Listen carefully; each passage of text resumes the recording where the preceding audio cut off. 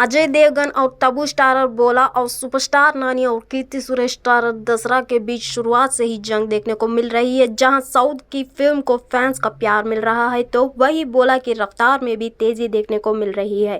इसी बीच film release के दूसरे शुक्रवार की कमाई का आंकड़ा सामने आ गया है जो फैंस का हैरान करने वाला है। आइए आपको बताते हैं 90 दिन कैसे रही दसरा और बोला की कमाई।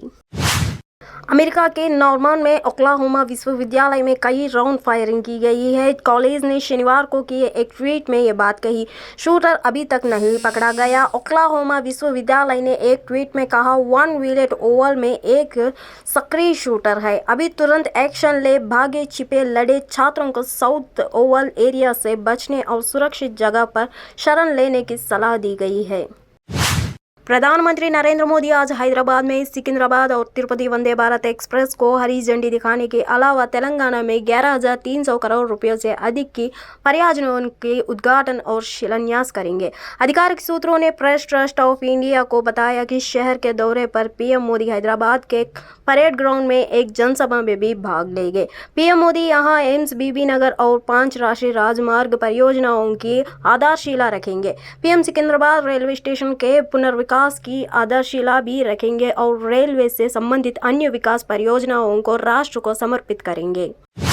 नशे में धुत एक 40 वर्षीय यात्री ने दिल्ली बेंगलुरु इंडिगो फ्लाइट के आपातकालीन द्वार के फ्लैप को कथित तौर पर खोलने की कोशिश की, जिसके बाद उसके खिलाफ मामला दर्ज किया गया है। एयरलाइंस ने कहा उस उल्लंघन नोटिस करने पर बोर्ड पर मौजूद चालक दल ने कैप्टन को सतर्क किया और यात्री को सावधान किया गया है। उड़ान के सुरक्षित संचालन पर कोई समझौता नहीं किया गया। बेंगलुरु पहुंचने पर यात्री को सीआईएसएफ को सौंप दिया गया है। सिंगरेनी के निजीकरण के खिलाफ ट्रेड यूनियन ने किया महाधरना। प्रधानमंत्री मोदी के हैदराबाद यात्रा के खिलाफ पूरे सिंगरेनी में कार्यकर्ता विरोध कर रहे हैं। मोदी हटाओ, सिंगरेनी बचाओ का नारा लगा रहे।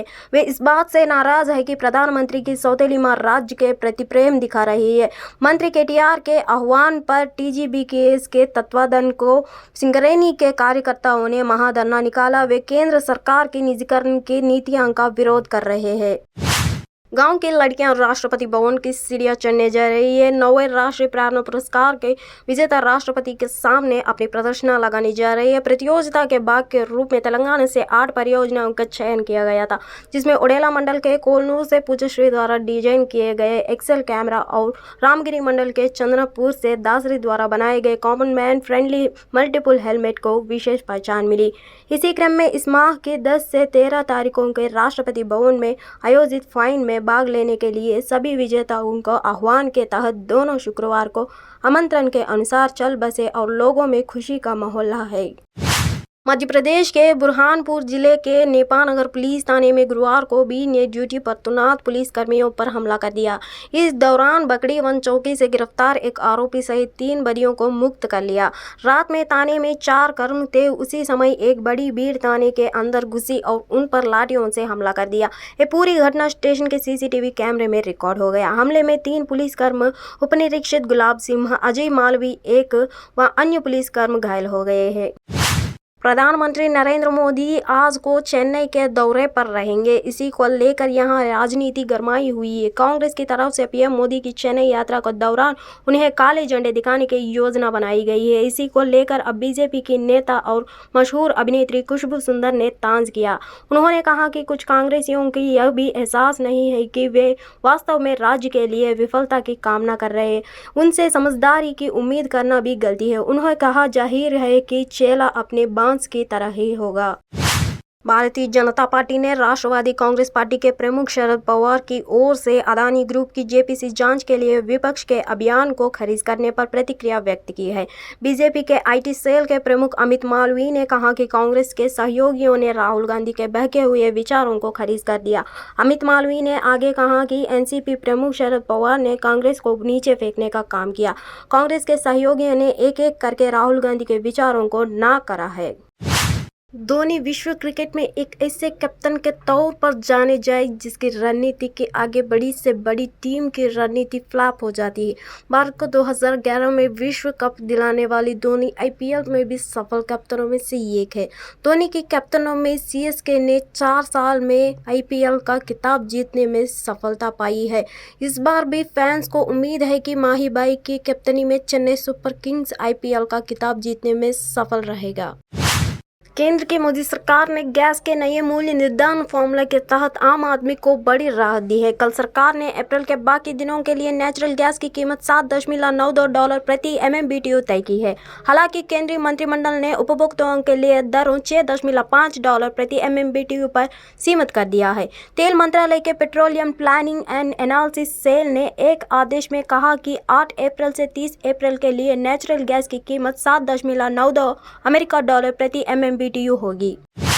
गैंगस्टर दीपक बॉक्सर को हाल ही में मेक्सिको से गिरफ्तार कर भारत लाया गया है। गैंगस्टर दीपक की गिरफ्तारी को एक बड़ी कामयाबी माना जा रहा है।